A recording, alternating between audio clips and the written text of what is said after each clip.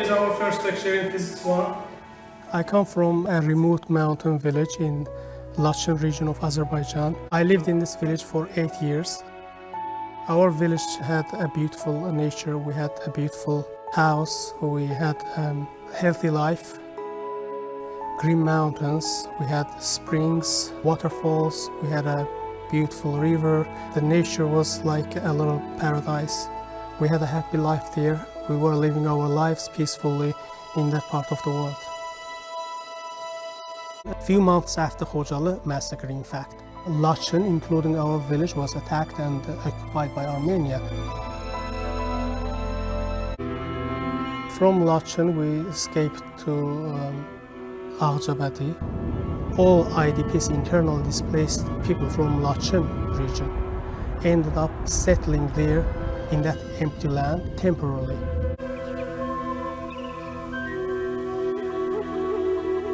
The place we ended up was an extremely warm place in summer, in winter extremely cold.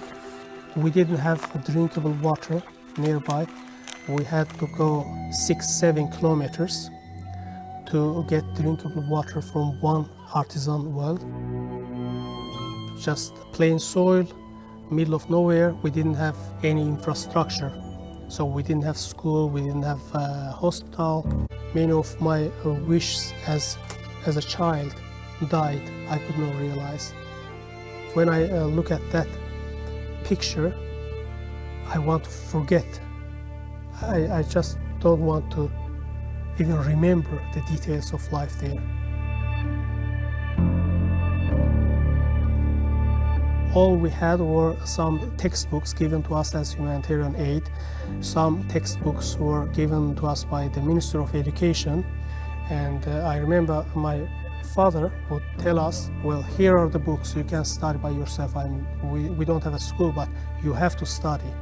Okay, your future, brighter future will come with education. You have to study these things.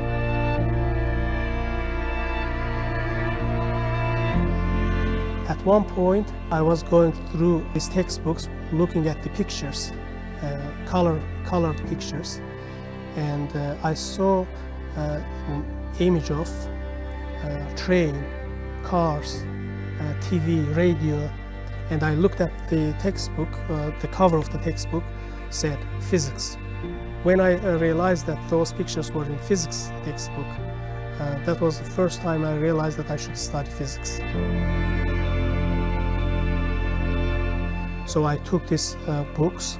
I asked my father. My father said, if you want to study physics, you have to study math, you have to study geometry, etc. Then you can study physics. So I took these textbooks, started from the first grade all the way to 11th grade.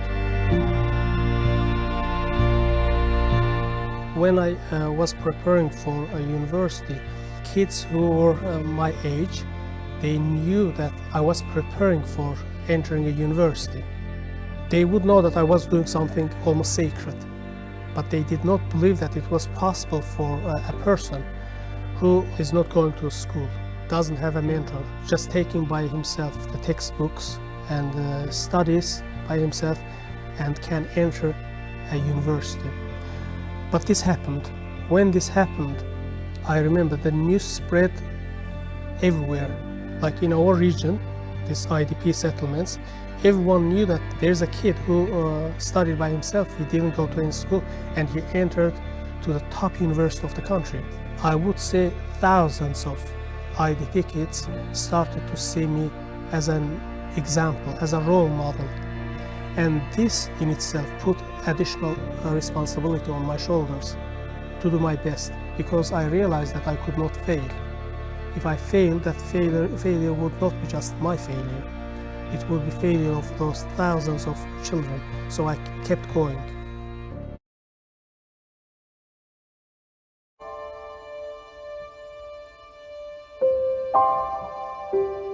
I was 17 years old when I moved to Baku. That's when I entered Baku State University. When I came to Baku, my goal was to study well and have the highest grades possible. I was studying very well. At the same time, I set another goal for myself to get even better education, world-class education abroad. And I applied to the Abdus Salam International Center for Theoretical Physics in Italy, and I got admitted into a year-long diploma program to study high-energy physics. But this wasn't enough for me. I wanted to pursue my academic goals at the PhD level. I approached my professors there. They recommended me to apply to graduate schools in the United States, and I did.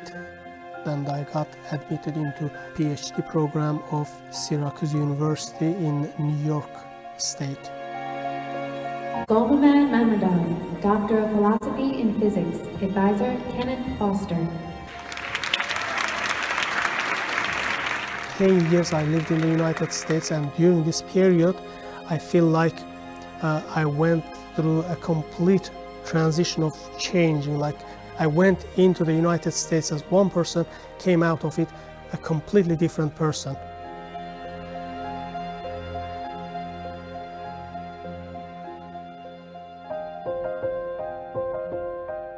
While studying in the United States, I never forgot that I was a role model for kids I left in the IDP settlement.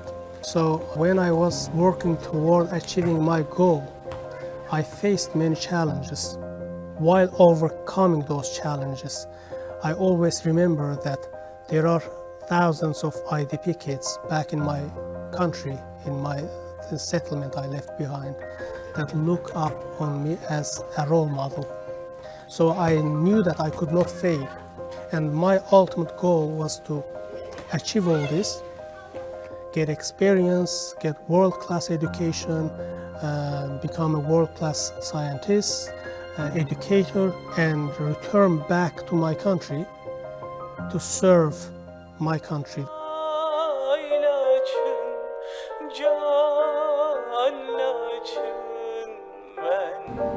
Sana kurbanlar